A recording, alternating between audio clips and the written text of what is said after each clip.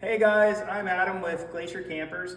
I promised an update on the 8-foot slide-in truck camper that we've been working on. And so bear with me, this is a little bit of a lengthy walkthrough, but I wanted to provide you with a little bit more information on this one. So the first thing to point out on our campers is the fact that we have partnered with Cascadia Composites, and we're using what I would argue is probably the best available materials globally at this point. So this camper you're looking at has a 3-inch wall panel system, just like you see there.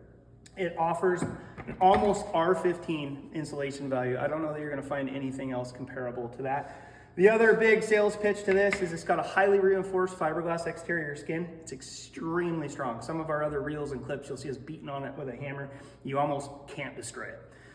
These panels are bonded with fiberglass protrusions, utilizing a marine grade construction urethane. It's called Sikaflex 252. We've got multiple bead channels for our urethane there, which ensures 100% bond in the fact that you'll never have any leaks in the product. Once we get to the corners are all aluminum, reinforced aluminum that are hand TIG welded by Cascadia's welder, Zach, down in Washington. Once the whole camper is bonded together, it's an extremely strong unit that's going to last you a long time. So with campers, you quite literally get what you pay for. The construction method and the prep is time consuming and labor intensive, but when this shell is put together, you have something that's pretty bomber.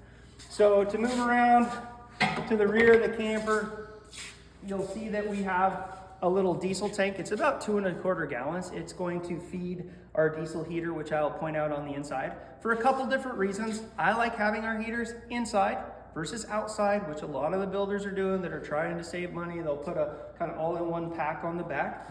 Okay, what we do is we weld up an aluminum tunnel that allows our exhaust and our intake air to go through the bottom of the camper, leaving the heater unit itself inside. It's inevitable that at some point the heater will need to be serviced. The combustion chambers get sooty and the ignition needs service at points. So it's just a lot easier to be able to remove 3 screws on an interior panel, have your heater out, do whatever kind of repair that you need to do in the future. You'll see that we have an Arctic turn door, highly insulated, very strong, very secure, very tight door. On this side, we've got Arctic turn windows. In fact, we've got Arctic turn windows around the entire camper. This one only has one on this side. It gives you a nice little daylight going into the kitchen area. So we'll go ahead and go on inside the camper here and take a look. This camper was built for a couple out of Anchorage. They wanted kind of a black on tan theme. So we've got them a brown faux leather interior. You'll see our cabinets. We partner with a company out of the Midwest. Everything is CAD designed specific to the shell that it's going into. Extremely strong, shop tested, double strutted, lightweight. It's kind of, you get everything out of these. The drawers have beautiful slides. Everything functions and latches properly so things aren't banging going down the road. Now, just to point out quickly the heater that I mentioned outside, the heater unit itself is underneath this fabricated shell. You'll see that all of our aluminum that we fabricate for the interior is urethane coated as well. So basically bed liner. These campers are designed to be used. We want them aesthetically pleasing, but we want you to be able to go out and use them hard, because that's what we do in Alaska. This thing might have fat bikes in it and climbing gear and whatever, and you can play hard, and this thing's going to hold up for you. You'll see under the cabinets here, this is a system that everybody really seems to love.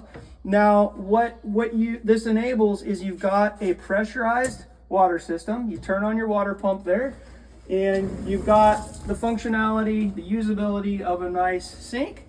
But when you're done for the weekend and you don't want to have to winterize your rig, all you do is you pull those disconnects, you turn on your faucet, you turn on your water pump for about a 3-second count, you drain the water out of it, you're done.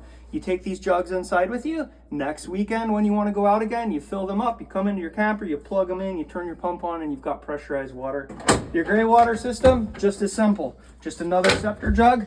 It's got a direct drain coming from the faucet. If you want to hit the road and you're worried about water splashing out, you tighten the top down. Usually those are only about half full before you go empty them out again anyway.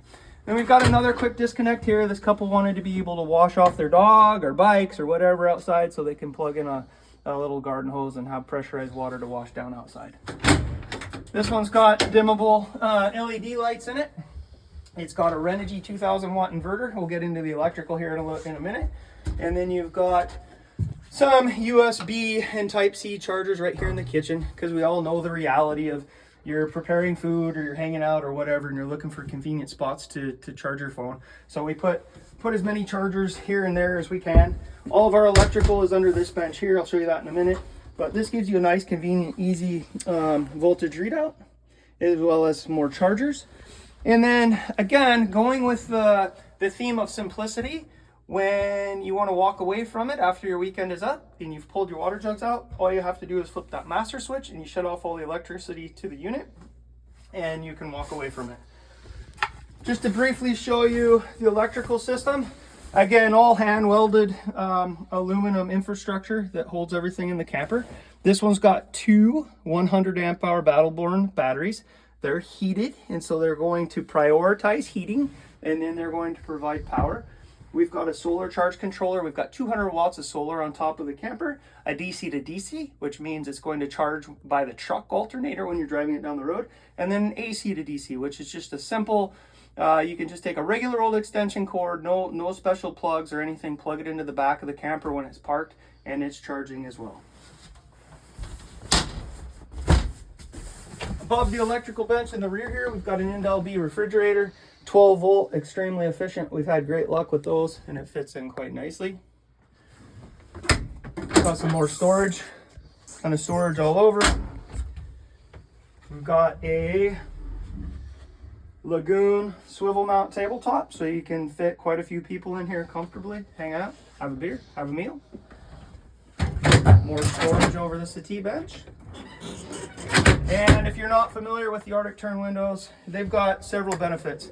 They are double paned and insulated, as well as have bug and privacy screens on them. So we've got those all the way around. They're really nice. Anyway, thanks for joining me for the little tour. Everyone wants to know price, of course. So this camper, fully fitted as an 8-foot slide-in, is going to be right around $62,000. A 6.5 footer for a short bed is going to be $58,000.